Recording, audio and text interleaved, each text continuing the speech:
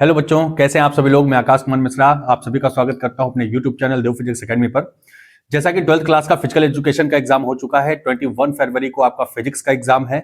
मैं जानता हूं बहुत ही कम समय बचा हुआ है, लेकिन फिर भी मैं आप सभी लोगों के लिए कुछ इंपॉर्टेंट टॉपिक्स पूरी फिजिक्स से लेकर के आया हूं। अगर आप इन टॉपिक्स को पढ़ लेते हैं, जो कि मोस्ट रिपीटेड है, आपके हर साल एग्जाम में रिपीट करते हैं, अल्टरनेट करके क्वेश्चंस आते ही आते हैं। आप एक बार इन टॉपिक को जरूर एग्जाम में जाने से पहले देख करके जाइएगा।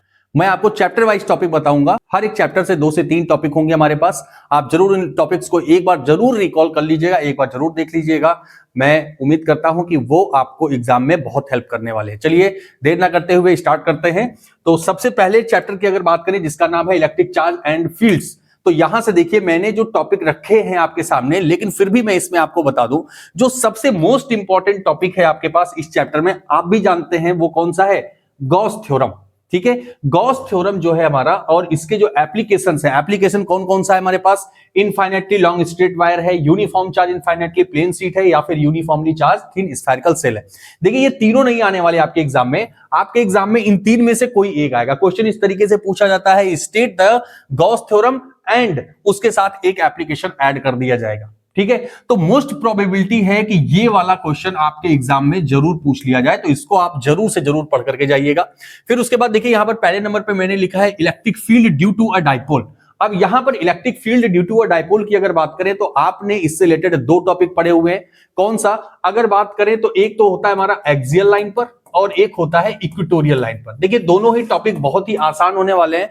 आप इन दोनों टॉपिक को एक बार जरूर देख लीजिएगा, और एक चीज का विशेष ध्यान रखिएगा कि इनसे रिलेटेड जो फिगर है हमारे, आप इसको अपने एग्जाम में एकदम क्लियर बनाइएगा, क्योंकि फिगर का इंपॉर्टेंस बहुत ही ज्यादा होता है। ठीक है, ये जो एक्सियल लाइन वाला है या फिर इक्वेटोरियल लाइन वाला, जो भी हमारा electric field due to a dipole है, इसका जो फिगर है, इसकी भी प्रैक्टिस आप बिल्कुल कर लीजिएगा एक बार।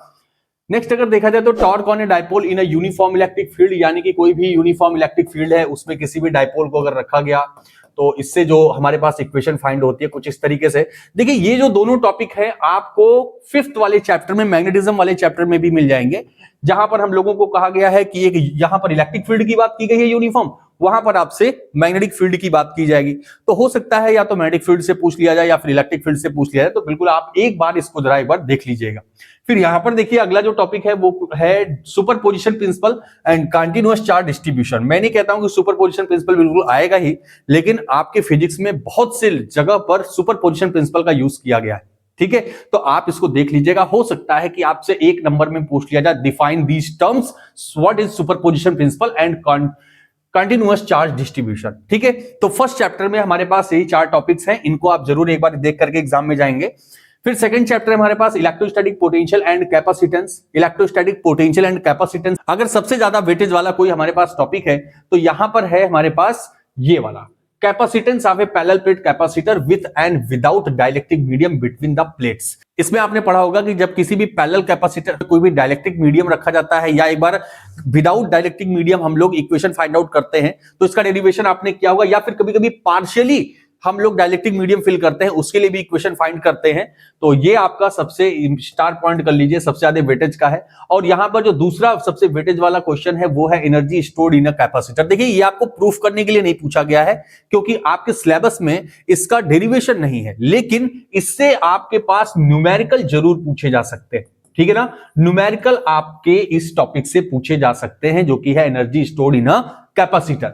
फिर अगर बात की जाए तो combination of capacitor in series and parallel, तो ये भी आपका अच्छा टॉपिक है, आपने पढ़ा है। जैसे कि हम लोग अगर बात कर रहे थे रेजिस्टेंस के बारे में, आपने 10th क्लास में पढ़ा था कि सीरीज और पैरेलल कॉम्बिनेशन में ऐड करना है, फिर आपने सेल को ऐड करना सीरीज एंड पैरेलल कॉम्बिनेशन में पढ़ा था। तो कुछ ऐसा ही यहां पर कैपेसिटर को भी हम लोग सीरीज और पैरेलल कॉम्बिनेशन में ऐड करते हैं। यहां पर देखिए इक्विपोटेंशियल सरफेस है, इक्विपोटेंशियल सरफेस से आपसे 1 नंबर का क्वेश्चन पूछा जा सकता है, डिफाइन द इक्विपोटेंशियल सरफेस की इक्विपोटेंशियल सरफेस क्या होती है। तो इसके बारे में भी आप लोगों को एक बार जस्ट एक नजर घुमा लेनी है। फिर यहां पर टॉपिक है electric potential due to a point charge. ये एक अच्छा डेरिवेशन है इस चैप्टर का, तो आप लोग इसको भी एक बार जरूर देख लीजिएगा कि electric potential due to a point charge क्या कहता है। अगर यहां पर न्यूमेरिकल के बारे में मैं बात करूं, तो न्यूमेरिकल आपको जो पूछे जाएंगे वो पूछा जा सकता है energy stored in a capacitor, और फिर यहां से जो पैरेलल और सीरीज कॉम्बिनेशन में हम कैपेसिटर को ऐड कर रहे हैं, यहां से भी आपसे न्यूमेरिकल पूछे जा सकते हैं। ठीक है, तो देखिए ये 4 से 5 टॉपिक हमारे कुछ सेकंड वाले चैप्टर से रिलेटेड है। आप लोग इनको एग्जाम में जाने से पहले जरूर पढ़ करके जाएंगे। फिर आ जाते हैं थर्ड चैप्टर जो कि है करंट इलेक्ट्रिसिटी, और करंट इलेक्ट्रिसिटी में सबसे पहला और सबसे इंपॉर्टेंट जो हमारा डेरिवेशन आ जाता है वो क्या है, ड्रिफ्ट वेलोसिटी। ठीक है, तो चार्ज की जो वेलोसिटी होती है, कैसी किस वेलोसिटी को हम लोग ड्रिफ्ट वेलोसिटी कहते हैं या जिगजैग या जो भी है, आप इसके बारे में जरूर एक बार पढ़ लेंगे ड्रिफ्ट वेलोसिटी, और इसका जो हम लोग डेरिवेशन किए थे उसको भी आप लोग कर लेंगे कि डेरिवेशन क्या कहता है ड्रिफ्ट वेलोसिटी का। सेकंड टॉपिक है हमारा Ohm's law and VI characteristics, linear and non linear. देखिए ओम्स लॉ तो हमने क्लास 10th में भी पढ़ा था, ओम्स लॉ है तो बहुत आसान, लेकिन साथ में यहां पर इसका जो वीआई कैरेक्टरिस्टिक है हम लोगों को इसके बारे में भी देख लेना है, और इसका जो हमने ग्राफ बनाया है वीआई कैरेक्टरिस्टिक का उसको भी हम लोगों को एक बार रिवाइज कर लेना है एग्जाम से पहले। ठीक है, फिर नेक्स्ट टॉपिक की अगर बात करें टेम्परेचर डिपेंडेंस ऑफ रेजिस्टेंस, यहां से आपके एग्जाम में आपसे न्यूमेरिकल पूछा जाएगा। डन, आपको प्रूफ करने के लिए भी पूछा जा सकता है इसको कि इसके लिए आप इक्वेशन डिराइव करिए, लेकिन यहां से ज्यादातर क्या होता है कि आपको न्यूमेरिकल ही पूछा जाता है एग्जाम में। डन, नेक्स्ट क्वेश्चन है combination of cell in series and parallel. देखिए अभी भी हम लोगों ने कैपेसिटर वाले में भी बात की कि सीरीज और पैरेलल में हम लोगों ने वहां पर कैपेसिटर को ऐड किया था, यहां पर हम सेल को ऐड करेंगे कैसे, सीरीज और पैरेलल में। तो अगर आप वो वाला कर लेते हैं तो बिल्कुल यहां पर भी आपको हेल्प मिलेगी। फिर नेक्स्ट दो सबसे इंपॉर्टेंट टॉपिक यहां पर जो कि है किरचॉफ लॉ और व्हीटस्टोन ब्रिज। अगर आपने किरचॉफ लॉ पढ़ लिया तो यहां पर आपको पता है कि दो लॉस थे हमारे पास, Kirchhoff current law and Kirchhoff voltage law, और ये जो आपका व्हीटस्टोन ब्रिज है ये किस पर बेस्ड था, किरचॉफ वोल्टेज लॉ पर बेस्ड था। तो आप अगर किरचॉफ लॉ कर लेंगे तो व्हीटस्टोन ब्रिज बिल्कुल हो जाएगा। देखिए ये जो व्हीटस्टोन ब्रिज है यहां से आपके पास न्यूमेरिकल पूछे जाएंगे। देखिए मैं ये भी बताते चल रहा हूं कि न्यूमेरिकल किस किस टॉपिक से आपके एग्जाम में आ सकते हैं। मोस्ट अवेटेड है कि यहां से आपको क्वेश्चन पूछ लिए जाए न्यूमेरिकल के, और कभी कभी क्या होता है व्हीटस्टोन ब्रिज के बैलेंसिंग की कंडीशन पूछ ली जाती है कि किस कंडीशन में ये बैलेंस होता है।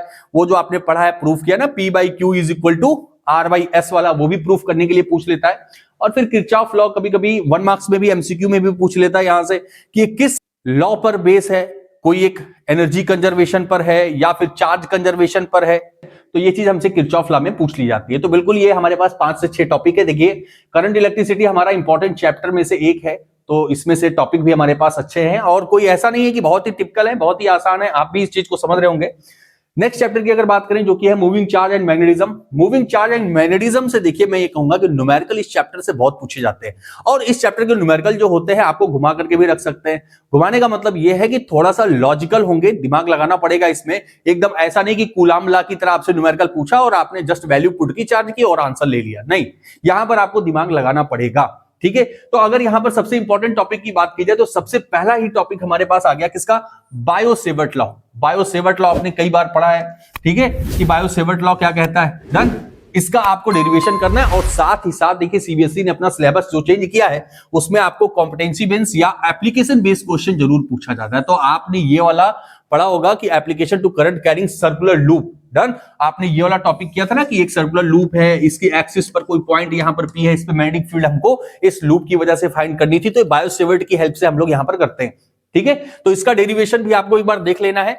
फिर उसके बाद अगर बात करें तो एम्पियर लॉ क्या है, एम्पियर सर्कुलर लॉ क्या कहता है, और इसका जो हमारे पास एक एप्लीकेशन है, कौन सा एप्लीकेशन है, तो infinitely long straight wire, infinitely long straight wire वाला। यहां पर देखिए कुछ इस तरीके से आपने इस पॉइंट पर, ये हमारे पास स्ट्रेट वायर थी, इस पॉइंट पर हमको मैग्नेटिक फील्ड फाइंड करनी थी, कुछ इस तरीके से था, आपको याद आ रहा है फिगर।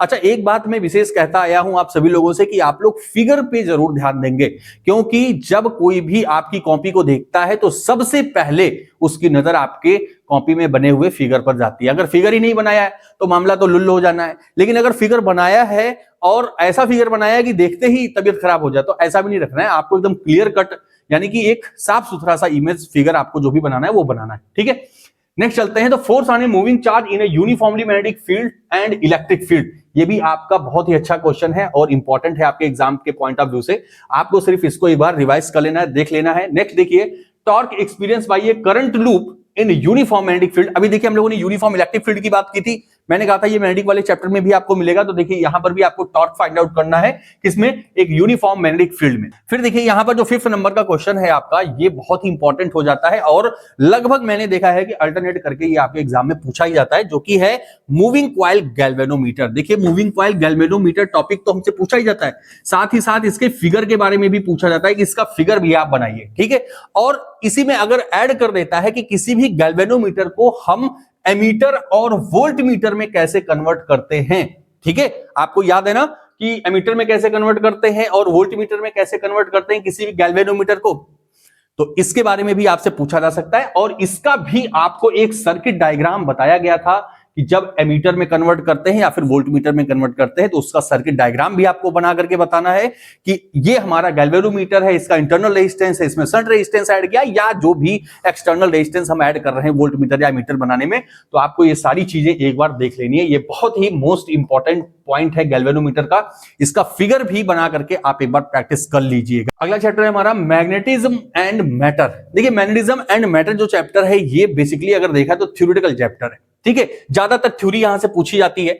तो यहां पर देखिए सबसे पहला जो है हमारे पास magnetic property of metal, paramagnetic, diamagnetic और फेरोमैग्नेटिक मटेरियल, या फिर ये कह सकता हूं कि ये जो जितने टाइप के मैग्नेट्स होते हैं ना या मैग्नेटिक मटेरियल होते हैं उनकी प्रॉपर्टी के बारे में हमसे पूछा जाता है कभी कभी, ठीक है, कि ये किस टाइप के मैग्नेट की प्रॉपर्टी है, पैरामैग्नेटिक है, डायमैग्नेटिक है या फिर फेरोमैग्नेटिक है। और एमसीक्यू क्वेश्चंस भी यहां से हमारे पास बन जाते हैं और कुछ इसके एग्जांपल्स भी आप लोगों को देख लेने हैं कि इसके एग्जांपल्स कौन कौन से होते हैं, ठीक है। देखिए अभी पिछले वाले टॉपिक में हम लोगों ने गैल्वेनोमीटर की बात की है, तो आपको याद होगा कि गैल्वेनोमीटर में हम लोग क्या करते हैं, एक सॉफ्ट आयरन की कोर बीच में रखते हैं, याद है ना। ये देखो यहां पर हम लोग मैग्नेट यूज करते हैं, कैसा, सर्कुलर मैग्नेट हम लोग यहां पर यूज करते हैं और बीच में हम लोग क्या यूज करते हैं, यहां पर सॉफ्ट आयरन की कोर यूज करते हैं। क्यों सॉफ्ट आयरन की कोर हम लोग यूज करते हैं, क्योंकि सॉफ्ट आयरन जो होता है वो फेरोमैग्नेटिक मटेरियल होता है और इसकी प्रॉपर्टी होती है कि अगर किसी भी एक्सटर्नल मैग्नेटिक फील्ड में इसको रखते हैं तो ये बहुत ही जल्दी मैग्नेटाइज हो जाता है, यानी कि मैग्नेट की प्रॉपर्टी शो करने लगता है, ठीक है। तो इन सब चीजों के बारे में आप लोगों को एक बार देख लेना है कि ये टाइप है, ये इनकी प्रॉपर्टी क्या होने वाली है। फिर अगली बात करें तो मैग्नेटाइजेशन ऑफ मटेरियल। देखिए अभी भी हम लोग बात कर रहे थे मैग्नेटाइजेशन के बारे में। Effect of temperature on magnetic property, यानी कि टेम्परेचर का क्या इफेक्ट पड़ता है किसी भी मैग्नेट पर या उसकी प्रॉपर्टी पर, उसके बारे में हम लोगों को देख लेना है। फिर अगला जो हमारा टॉपिक है torque on magnetic dipole bar magnet in a uniform magnetic field. ये भी बहुत ही अच्छा टॉपिक है। देखिए इस चैप्टर से मैं नहीं कहूंगा कि आप इस पर टाइम वेस्ट करिए, क्योंकि यहां से ज्यादातर हमारे पास थ्योरेटिकल क्वेश्चन आते हैं, 1 नंबर 2 नंबर के मैक्सिमम। हाँ आप लोग इन टॉपिक को एक बार जरूर देख करके जाइएगा, मैं उम्मीद करूंगा कि ये क्वेश्चंस आपके एग्जाम में आ जाए, क्योंकि बहुत बार ये आपके एग्जाम में पूछे भी गए हैं, ठीक है। चलिए नेक्स्ट चैप्टर पर। तो ये है इलेक्ट्रोमैग्नेटिक इंडक्शन। बहुत ही अच्छा और बहुत ही इंटरेस्टिंग, बहुत ही मजेदार, बहुत ही इंपॉर्टेंट चैप्टर है इलेक्ट्रोमैग्नेटिक इंडक्शन की। ये जो हमारे पास 4 टॉपिक है ना, यहां से हर साल क्वेश्चन पूछे जाते हैं, जिसमें से हमारा फैराडे लॉ और लेंज लॉ ये अक्सर करके अल्टरनेट करके पूछता है। किसी साल हम लोगों से लेंज लॉ पूछ लिया तो कभी फैराडे लॉ पूछ लिया, ठीक है। क्योंकि देखिए आपके क्या होता है ना, पेपर के सेट अलग अलग होंगे, ए बी सी, तो हो सकता है किसी में लेंज लॉ आ गया, किसी में फैराडे लॉ आ गया, इस तरह से भी हो सकता है। अगर इस चैप्टर से न्यूमेरिकल की बात की जाए तो ये जो हमने सेल्फ एंड म्यूचुअल इंडक्शन लिखा हुआ है ना, यहां से आपका न्यूमेरिकल भी पूछा जाता है। किससे, हमसे पूछेगा कि म्यूचुअल इंडक्टेंस बताइए कितना होता है, ठीक है, या सेल्फ इंडक्टेंस कितना होगा कॉइल का। तो वो चीज आप एक बार जरूर देख लीजिएगा, इस पे बेस 1-2 एग्जांपल जरूर कर लीजिएगा कि म्यूचुअल इंडक्शन और सेल्फ इंडक्शन से न्यूमेरिकल कैसे लगेंगे या कैसे हमारे एग्जाम में आते हैं, ठीक है। फिर उसके बाद इलेक्ट्रोमैग्नेटिक इंडक्शन क्या है, जस्ट उसके बारे में थोड़ा सा पढ़ लीजिएगा, क्योंकि यहां से अगर इलेक्ट्रोमैग्नेटिक इंडक्शन आता है तो आपसे सिर्फ इसको एक्सप्लेन करने के लिए आएगा, what is mean by electromagnetic induction, explain it, ठीक है, या फिर डिफाइन दीज टर्म्स, ओके। तो Faraday law and Lenz law बहुत ही आसान ये लॉ है हमारे, एक एक 2-2 लाइन 3-3 लाइन के हैं, आप लोग जस्ट एक बार देख लीजिएगा। फैराडे में हमारे पास 2 लॉ है और लेंज हमको डायरेक्शन के बारे में बताता है, ये तो आपने पढ़ रखा है। डन, चलते हैं नेक्स्ट चैप्टर पर। तो नेक्स्ट चैप्टर है हमारा अल्टरनेटिंग करंट। बहुत ही अच्छा है, इंपॉर्टेंट चैप्टर भी हमारे पास। यहां से हमारे पास न्यूमेरिकल भी बहुत सारे पूछे जाते हैं। देखिए सबसे पहला जो टॉपिक है हमारे पास RMS value of alternating current. इस टॉपिक से हमारे पास न्यूमेरिकल पूछा जाता है, ठीक है। न्यूमेरिकल यहां से पूछा जाता है कि आरएमएस वैल्यू बताइए या फिर पीक वैल्यू बताइए। मैंने इस पीक वैल्यू को इसमें ऐड नहीं किया है, लेकिन आप ध्यान रखिएगा आरएमएस वैल्यू से हम लोगों के पास न्यूमेरिकल पूछा जाता है। फिर यहां पर देखिए सेकंड टॉपिक जो है वो है सर्किट, एलसीआर सर्किट। तो एलसीआर सर्किट के बारे में आपने पढ़ा है, एल क्या है हमारा इंडक्टर है, सी कैपेसिटर है, आर रेजिस्टेंस है, और साथ ही साथ इसके जो फेजर डायग्राम है ना, फेजर डायग्राम, फेजर क्या बताया था मैंने, फेजर बताया था it is a vector quantity which represents the maximum value of that physical quantity, जिसकी भी हम लोग यहां पर फेजर ड्रॉ कर रहे हैं। ये फेजर डायग्राम जिसके भी होंगे आप एक बार जरूर इसको रिकॉल कर लीजिएगा, क्योंकि कभी कभी क्या होता है ना कि फेजर डायग्राम हम लोगों को एमसीक्यू के क्वेश्चन में अगर आ गया तो फेजर डायग्राम बना देगा और आपसे पूछेगा कि बताओ यहां पर कौन कौन सा इलेक्ट्रिकल इंस्ट्रूमेंट हमने लगाया है, कैपेसिटर लगाया है या फिर रेजिस्टेंस लगाया है या इंडक्टर लगाया है, या फिर यहां पूछ लेगा कि हाँ भाई बताओ कि वोल्टेज लीड कर रहा है या फिर करंट लीड कर रहा है, कौन लैग कर रहा है। इन सब टाइप के क्वेश्चंस आपसे यहां से इस फेजर डायग्राम को बना करके पूछे जा सकते हैं। ठीक है, तो इसको भी एक बार आप लोग जरूर रिवाइज कर लीजिएगा। नेक्स्ट जो इंपॉर्टेंट टॉपिक है इसमें देखिए पावर फैक्टर, पावर फैक्टर या फिर अगर बात की जाए तो वाटलेस करंट। ठीक है, तो ये छोटे से टॉपिक हैं, इसको सिर्फ आपसे डिफाइन करने के लिए पूछेगा कि हाँ भाई डिफाइन करो कि ये पावर फैक्टर क्या है या फिर वॉटलेस करंट क्या है। वैसे पावर फैक्टर की अगर बात की जाए तो इसका एक छोटा सा डेरिवेशन है, बहुत ही छोटा आसान सा है, तो बिल्कुल आप लोग इसको भी एक बार देख लीजिएगा। लास्ट में देखिए यहां पर जो हमारे पास दो टॉपिक है, एसी जनरेटर और ट्रांसफार्मर, ये दोनों ऐसे टॉपिक हैं जिसमें आपको फिगर भी लेकर के चलना है, और नीट एंड क्लीन फिगर आपको ट्रांसफार्मर का और एसी जनरेटर का। आपको देखिए इसे करना कैसे, जैसे मान लीजिए एसी जनरेटर की बात मैंने की तो आपको सबसे पहले एसी जनरेटर के बारे में दो लाइनें लिख देनी है कि हाँ एसी जनरेटर क्या है, इसका काम क्या है। फिर इसके बाद इसका आपको फिगर बना देना है कि हाँ भाई फिगर आपका ये हो गया एसी जनरेटर।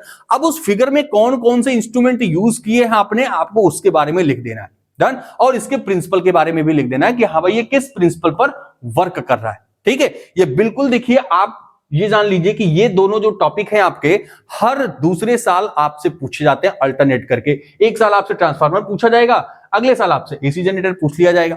ठीक है, या हो सकता है ऐसा नहीं है कि 2 साल लगातार आपसे एसी जनरेटर पूछ ले, तो उसमें क्या कर सकते हो, कुछ नहीं कर सकते हो। ठीक है, तो बिल्कुल, लेकिन इस दोनों टॉपिक को आप जरूर पढ़ करके जाएंगे। मैं उम्मीद करता हूं कि इन दोनों में से एक टॉपिक आपको जरूर मिल जाने वाला है, और साथ में एलसीआर सर्किट, खास करके ये सेकंड नंबर, फोर्थ, फिफ्थ, ये तीनों टॉपिक आपके इस चैप्टर के सबसे इंपॉर्टेंट टॉपिक है। न्यूमेरिकल के लिए मैंने बता दिया कि आरएमएस वैल्यू से या फिर मीन वैल्यू से आप लोगों से न्यूमेरिकल पूछा जाएगा इस चैप्टर से। हाँ, और दूसरी बात, ये जो एलसीआर सर्किट है ऐसा नहीं है कि यहां से न्यूमेरिकल नहीं पूछा जाता, यहां से अगर बात करी जाए इंपीडेंस की, ठीक है ना, तो इंपीडेंस का आपने फॉर्मूला बनाया था क्या, Z is equal to under root R square minus XL minus XC, जो भी फॉर्मूला आपने बनाया था वहां से भी आपको न्यूमेरिकल पूछे जाते हैं एलसीआर सर्किट से। तो इस चीज को आपको ध्यान में रखना है, और एक एक एग्जाम्पल जहां से मैं कह रहा हूं कि आपके न्यूमेरिकल पूछे जाएंगे, आप एक एक दो दो एग्जाम्पल देख करके जाइए, बिल्कुल आप कॉन्फिडेंस फील करेंगे और एग्जाम में अगर आए तो आप उसको करके भी आएंगे। नेक्स्ट चैप्टर हमारा है इलेक्ट्रोमैग्नेटिक वेव। देखिए इलेक्ट्रोमैग्नेटिक वेव हमारा, जैसा मैंने अभी कहा कि जो मैग्नेट वाला, मैग्नेट एंड मैटर वाला था ना चैप्टर, पूरा थ्योरेटिकल बेस था। यहां पर हमारी जो इलेक्ट्रोमैग्नेटिक वेव है ना, ये भी कहीं ना कहीं थोड़ा सा थ्योरेटिकल बेस है, लेकिन मैंने कुछ इसमें से टॉपिक रखे हैं जो आप अगर पढ़ करके जाएंगे मोस्ट प्रोबेबिलिटी की आपके एग्जाम में आ जाए। जैसे कि सबसे पहले अगर बात की जाए कि डिस्प्लेसमेंट करंट क्या होता है, ठीक है, इसके बारे में किसने बताया, मैक्सवेल ने बताया, तो इसको आप लोगों को एकदम पढ़ लेना है। फिर यहां पर इलेक्ट्रोमैग्नेटिक स्पेक्ट्रम के बारे में बात की है, स्पेक्ट्रम का मतलब आप जानते हैं क्या होता है ना।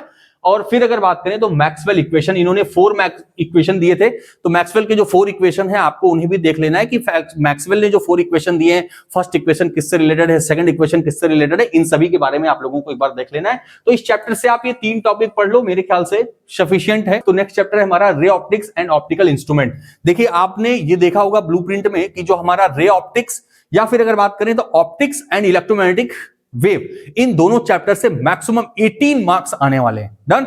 लेकिन इलेक्ट्रोमैग्नेटिक वेव से जो भी 3 टॉपिक आपको मैंने दिया है वो सबसे मोस्ट इंपॉर्टेंट है। फिर उसके बाद अगर ऑप्टिक्स से बात करते हैं जो कि है रे ऑप्टिक्स, अभी वेव ऑप्टिक्स के बारे में बाद में बात करेंगे। रे ऑप्टिक्स में मैंने ये 7 टॉपिक्स रखे हैं, जिसमें से अगर मैं सबसे इंपॉर्टेंट टॉपिक की बात करूं तो ये हमारा हो जाता है, इसको आप स्टार पॉइंट कर लेंगे, जिसमें कि यहां पर लिखा है मैंने माइक्रोस्कोप एंड एस्ट्रोनॉमिकल टेलीस्कोप। ये जो माइक्रोस्कोप है ना, ये कंपाउंड माइक्रोस्कोप है। कौन सा? कंपाउंड माइक्रोस्कोप है, और ये एस्ट्रोनॉमिकल टेलीस्कोप है, बिल्कुल। लेकिन देखिए क्या है ना, ये हर साल आपसे पूछे जाते हैं कि कंपाउंड माइक्रोस्कोप और एस्ट्रोनॉमिकल टेलीस्कोप। लेकिन अगर आपको कभी घुमाना होगा उसे ना, तो सीबीएसई क्या कर देगी, यहां से आपको रिफ्लेक्टिंग और कौन सा है भाई, रिफ्रैक्टिंग, ये टेलीस्कोप के बारे में भी बता सकेगी। जैसे कि न्यूटोनियन टेलीस्कोप एक बार जरूर देख लीजिएगा, क्योंकि अगर आप एग्जाम में गए, आपसे पूछ लिया गया और आपके दिमाग में नहीं है कि यार ये क्या चीज होती है, तो एक बार जरूर आप लोग देख लीजिएगा, रिफ्लेक्टिंग एंड रिफ्रैक्टिंग, ठीक है ना। तो ये वैसे इंपॉर्टेंट है कि एक बार माइक्रोस्कोप पूछा जाएगा, कंपाउंड माइक्रोस्कोप या फिर एक टेलीस्कोप, या कभी कभी अल्टरनेट करके दोनों पूछ लेता है कभी कभी, ठीक है। जो नेक्स्ट पॉइंट है हमारे पास, नेक्स्ट टॉपिक है 6 number, refraction of light through a prism. ये भी मैंने आपको करवाया है, बहुत ही इंपॉर्टेंट टॉपिक है। यहां से कभी कभी एंगल ऑफ डेविएशन पूछ लेता है, और न्यूमेरिकल का भी ये पॉइंट है हमारे पास, ठीक है। यहां से हमारे लिए न्यूमेरिकल भी हमारे एग्जाम में पूछे जाते हैं कि angle of deviation find out करो, या प्रिज्म फार्मूला के लिए आप डिराइव करो, प्रिज्म फार्मूला कैसे फाइंड करोगे, ठीक है। फिर उसके बाद अगर बात करें तो combination of lenses in contact, यहां से भी आपको न्यूमेरिकल पूछे जाते हैं। और एक बात आप ये जान लो कि जिसको भी ऑप्टिक्स या फिर क्लास 10th में जिसने लाइट चैप्टर बहुत अच्छे से पढ़ा था, क्लास 12th में ऑप्टिक्स यानी कि रे ऑप्टिक्स उसको बहुत ही अच्छे से समझ में आई होगी, और ये चैप्टर बहुत ही आसान लग रहा होगा। लेकिन अगर क्लास 10th के कॉन्सेप्ट क्लियर नहीं है, या उसका ये क्लियर नहीं है कब रियल इमेज बनती है, कब वर्चुअल बनती है, क्या केसेस बनते हैं, ऑब्जेक्ट की पोजीशन चेंज करने पर क्या नेचर होता है इमेज का, अगर इसको बारे में क्लियर नहीं है तो मैं गारंटी के साथ कह सकता हूं रे ऑप्टिक्स उसका क्लियर नहीं होगा, ठीक है। और अगर रे ऑप्टिक्स क्लियर जिसका भी है, उसको ये सारे टॉपिक बहुत ही आसान लगते हैं। और यहां से हमारे लिए न्यूमेरिकल भी पूछा था, न्यूमेरिकल बहुत आसान होते हैं इस चैप्टर के, जस्ट एक बार प्रैक्टिस करने की जरूरत है और कॉन्सेप्ट क्लियर करने की जरूरत है। अगर कॉन्सेप्ट क्लियर नहीं है तो न्यूमेरिकल भी नहीं होंगे, क्योंकि है तो बहुत आसान, डायरेक्ट फॉर्मूला बेस है, लेकिन यहां पर पॉजिटिव निगेटिव जो साइन कन्वेंशन है उसमें कंफ्यूजन हो जाएगा और हमारा आंसर गलत हो जाएगा, ठीक है। लेकिन बिल्कुल भी गलत नहीं करना है, आप एक बार देख करके जाओ, भाई मैं क्यों कहूंगा कि गलत हो जाए, ठीक है। फिर उसके बाद यहां पर देखिए लेंस मेकर फॉर्मूला है, यहां से भी हमारे पास न्यूमेरिकल भी पूछे जाते हैं, और न्यूमेरिकल के साथ साथ ये लेंस मेकर फॉर्मूला का डेरिवेशन भी पूछा जाता है। Total internal reflection, total internal reflection से भी आपको न्यूमेरिकल भी पूछा जाता है, और साथ में इसका डेरिवेशन भी पूछा जाता है, वो कि क्रिटिकल एंगल से लेकर के, ठीक है ना। याद है ना आपको कि क्रिटिकल एंगल क्या होता है, तो क्रिटिकल एंगल दे दिएगा आपको, और आपसे एंगल ऑफ इंसिडेंस या जो भी चीजें हैं आपसे पूछी जाएंगी, या इसको प्रूफ करने के लिए भी पूछा जाएगा, या कभी ऐसे पूछ लिया जाएगा what do you mean by total internal reflection, ठीक है, deduce the equation for this, ठीक। तो ये चीज आपको देख लेनी है एक बार, इसका डेरिवेशन भी और इस पर बेस एक न्यूमेरिकल भी, ठीक। फिर यहां देखिए मैंने सबसे ऊपर रखा हुआ है mirror formula and lens formula. Mirror formula and lens formula जो है बहुत ही आसान है, आप एक बार इसका डेरिवेशन, इसका प्रूफ देख लीजिएगा, आप जरूर इसको एग्जाम में हिट करके आएंगे। अगर आपके एग्जाम में आ गया तो आपने प्रीवियस ईयर क्वेश्चन किए होंगे, इस समय आपके सामने जो भी मैं टॉपिक रख रहा हूं आपने देखा होगा कि ये सारे क्वेश्चंस आपको प्रीवियस ईयर क्वेश्चंस में मिल चुके हैं, इसीलिए मैंने रखा है कि ये मोस्ट रिपीटेड टॉपिक्स हैं हर एक चैप्टर के। नेक्स्ट चैप्टर पे चलते हैं, तो जो हमारा है वेव ऑप्टिक्स। वेव ऑप्टिक्स में देखिए यहां पर मैंने बहुत ही चुने हुए टॉपिक रखे हैं, जैसे कि मैंने कहा reflection and refraction of plane wave at a plane surface using wave front, यानी कि वेव फ्रंट का यूज करते हुए मैं रिफ्लेक्शन और रिफ्रैक्शन को दिखाऊं, या फिर कहूं कि स्नेल्स लॉ प्रूफ करने के लिए। कभी कभी इसको क्या करता है, चेंज कर देता है रिफ्रैक्शन के लिए कि हाँ भाई proof the Snell's law from wave at a plane surface of using wave front, यानी वेव फ्रंट का यूज करते हुए स्नेल्स लॉ को प्रूफ करो, इस तरीके से भी क्वेश्चन दे देता है, ठीक है। ये सबसे इंपॉर्टेंट है इस चैप्टर के लिए। फिर अगर बात करें तो इंटरफेरेंस क्या होता है, इंटरफेरेंस कितने टाइप का होता है, ये चीजें आपसे पूछ लेगा। फिर diffraction due to a single slit, इस टॉपिक को आप लोग देख लेना। देखिए मैंने यहां पर यंग डुअल स्लिट एक्सपेरिमेंट को एलिमिनेट कर दिया है, ऐसा नहीं कि वो पूछा नहीं जाता है, लेकिन मेरे ख्याल से ये जो टॉपिक है आप इनको आसानी से कवर कर सकते हैं और जल्दी से जल्दी कवर कर सकते हैं। ऐसा नहीं कि पूरा झुआ भर करके मैं दे दूं कि हाँ भाई लो पढ़ो, अरे 2 दिन बचा हुआ है, 2 दिन में कितना कर लोगे, जितना कर सकते हो उतना कर लो, जो आसानी से हो सकता है उसको कर लो। नई चीजें पढ़ने से बेहतर है जो हमने पढ़ रखा है कम से कम समय में उसको ज्यादा से ज्यादा रिवाइज कर लें, ताकि एग्जाम में हमसे गलती ना हो, ठीक है। तो चलिए नेक्स्ट चैप्टर पे हम चलते हैं। नेक्स्ट चैप्टर है हमारा dual nature and radiation and matter. यहां पर देखिए सबसे इंपॉर्टेंट और सबसे अच्छा हमारे पास है photo electric effect. Photo electric effect का जो एक्सपेरिमेंटल पॉइंट है, ठीक है, एक्सपेरिमेंटल आप लोग इसका देख लीजिएगा कि फोटो इलेक्ट्रिक इफेक्ट क्या होता है, या फिर इसमें जो भी पॉइंट छोटे छोटे दिए हुए हैं उनको भी एक बार देख लीजिएगा, बहुत ही इंपॉर्टेंट है इसका एक्सपेरिमेंटल व्यू। फिर उसके बाद अगर देखा जाए तो Einstein photo electric equation, particle nature of light, तो ये भी बहुत ही अच्छा और इंपॉर्टेंट टॉपिक है हमारे पास, आइंस्टाइन फोटो इलेक्ट्रिक इक्वेशन। और यहां से इस चैप्टर में हमारे लिए न्यूमेरिकल भी आते हैं। देखिए मैं हर एक चैप्टर से बताते हुए चल रहा हूं कि न्यूमेरिकल किस टॉपिक से आते हैं। आप उस टॉपिक से 1 से 2 न्यूमेरिकल, आपकी जो एनसीईआरटी की बुक है या आपके पास जो भी बुक है, आप उसमें से 1 से 2 न्यूमेरिकल उस टॉपिक पे जरूर देख लेना, क्योंकि ऐसा ना हो कि आपने देखा तो और आपने एवे ही ले लिया और आपके एग्जाम में आ गए, तो आप तो पछताते हुए रह जाओगे कि मैं देखा था लेकिन किया नहीं, बताया था मुझसे लेकिन मैंने किया नहीं। मैं तो कहूंगा कि भाई देखो मैंने बताया था, आया भी, गलती आपकी, आपने किया नहीं, ठीक है। फिर उसके बाद अगर बात करें तो दी ब्रॉगली रिलेशन, यानी कि जो वेवलेंथ के लिए दी ब्रॉगली दी गई है उसको भी एक बार आप लोगों को रिवाइज करके जाना है कि दी ब्रॉगली ने, या दी ब्रॉगली हाइपोथेसिस है ना, तो उन्होंने क्या दिया था, इसके बारे में एक बार आप लोगों को जस्ट देख लेना है, ठीक है। नेक्स्ट चैप्टर की अगर बात करें जो कि है एटम, देखिए एटम ये हमारा मॉडर्न फिजिक्स में आ जाता है, वैसे मॉडर्न फिजिक्स में तो इसके पहले वाले चैप्टर से ही आ जाता है, लेकिन ये जो एटम है ना, यहां से हमारे पास क्वेश्चन, वैसे तो देखा है तो न्यूमेरिकल भी इस चैप्टर से आते हैं, ठीक है, न्यूमेरिकल भी हमारे पास इस चैप्टर से बहुत सारे आते हैं और थ्योरेटिकल पोर्शन भी है, जैसे कि यहां पर देखिए alpha particle scattering experiment, alpha particle scattering experiment इस चैप्टर का इंपॉर्टेंट पॉइंट है, आपको इसे स्टार मार्क कर लेना है। ये अगर आता है तो इसको फिगर के साथ आपको बताना है कि अल्फा पार्टिकल स्कैटरिंग क्या है और इसके क्या क्या पॉस्टुलेट्स थे, या फिर ये कहें कि इसके डीमेरिट्स क्या थी, क्या इसकी बेनिफिट्स थे, सारी चीजें आपको इसके बारे में बताना है।